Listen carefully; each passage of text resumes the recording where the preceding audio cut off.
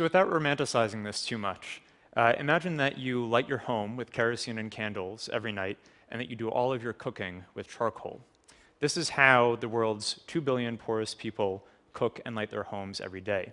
And this isn't just inconvenient, this is inefficient, it's expensive, it's harmful to human health, it's harmful to the environment, and it's unproductive. And that's energy poverty.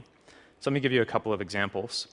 I work in Haiti, where about 80% of the population lives in energy poverty. The average household spends 10% of its income on kerosene for lighting. That's an order of magnitude greater than what the average US household spends on electricity to light their homes. The 2008 hurricane season in Haiti caused about $1 billion in damage. It was a sixth of their GDP. And the damage was so severe because the primary energy fuel in Haiti is charcoal, which is made from trees, and has left the country almost completely deforested. Without trees, the country can't absorb heavy rains, and massive flooding as a result.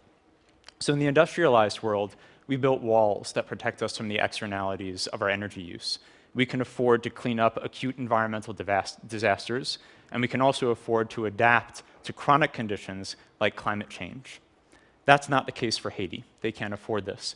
The only way that they're going to lift themselves out of energy poverty is by adapting fuels that are more efficient, that are less expensive, that are better for human health, that are better for the environment, and that are more productive. So it turns out that those fuels and technologies exist. And this is an example of that. This is a solar LED light bulb that we sell for a retail price of about $10 in rural Haiti.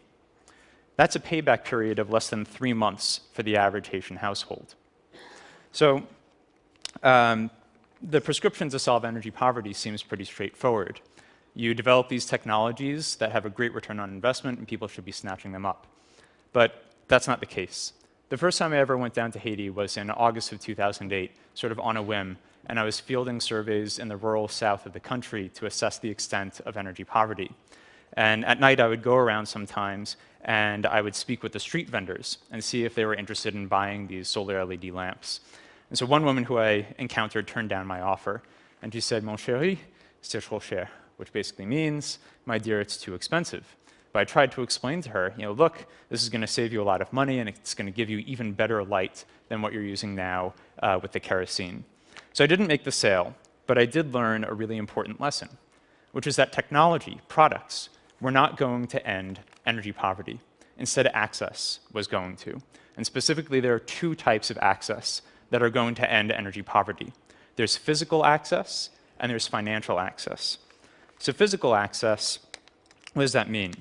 It's very expensive for low-income households in developing countries to reach major centers of commerce. And it's basically impossible for them to order something off of Amazon.com. The last mile is a phrase that's normally associated with the telecommunications industry. It means that last bit of wire that's necessary to connect a customer to the provider. What we need for ending energy poverty are last-mile retailers that bring these clean energy products to the people. The kerosene and charcoal value chains already figured this out. Those fuels are ubiquitous across the entire country. You can go to the most remote village in Haiti, and you will find somebody selling kerosene and charcoal. So the other type of access, financial. We all know that clean energy products, technologies, tend to be characterized by higher upfront costs, but very low operating costs. And so in the industrialized world, we have very generous subsidies that are specifically designed to bring down those upfront costs. Those subsidies don't exist in Haiti. What they do have is microfinance, but you're going to severely diminish the value proposition of your clean energy product if you expect somebody in Haiti to go out, get a microloan, go back to the retailer, and then buy the clean energy product.